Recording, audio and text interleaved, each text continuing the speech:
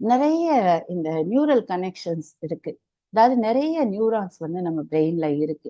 அதாவது ஒரு 80ல இருந்து 100 பில்லியன் நியூரான்ஸ் வந்து நமக்கு பிரெயின்ல இருக்கு.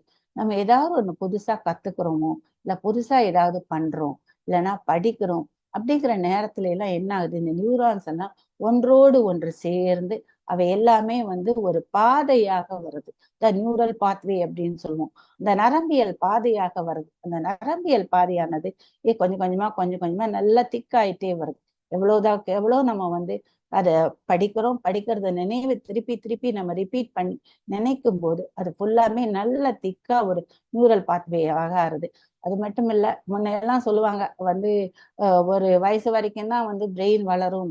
அதாவது 1970ல எல்லாம் வந்து ரொம்ப சின்ன வயசு வரைக்கும் தான், 17 வயசு வரைக்கும் தான் அப்படின்னு சொல்லிட்டு இருந்தாங்க. அதுக்கப்புறமா கொஞ்ச நாள் கழிச்சு வந்து 21 வயசு அப்படின்னு சொன்னாங்க.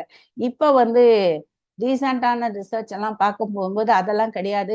60 வயசோ 70 வயசோ 80 வயசோ எப்ப வேணாலும் உங்க பிரெயின் வந்து இல்ல வந்து புது நியூரல் கனெக்ஷன்ஸை கொண்டு வரலாம். புதுசாவது படிக்கலாம். நீங்க வந்து நிறைய வந்து புதுசாக ஏதாவது பண்ணணும் அப்படின்னா உங்க பிரெயின் அதுக்கு ரெடியாக இருக்கு அப்படிங்கிறதையும் இப்ப கண்டுபிடிச்சிருக்காங்க. அதனால இப்ப ரீசெண்டா சொல்றது என்ன, வயசு அப்படிங்கிறது ஒரு நம்பராகத்தான் இருக்குமே தவிர்த்து உங்களுடைய எந்த ஒரு திறனை வளர்த்துக்கிறதுக்கு அது ஒன்றும் ஒரு லிமிட்டேஷன்ஸ் கிடையாது அப்படிங்கிற மாதிரி வருது. அப்படி மாதிரி வரும்போது எப்படி வருது, நம்ம புதுசா பண்ணும்போது நம்மளோட நம்ம நியூரான்ஸ் பாத் இருக்கு இல்லையா, அந்த பாத்ல இருக்கக்கூடிய ரிஜிடிட்டி அப்படின்னு சொல்லுவாங்க.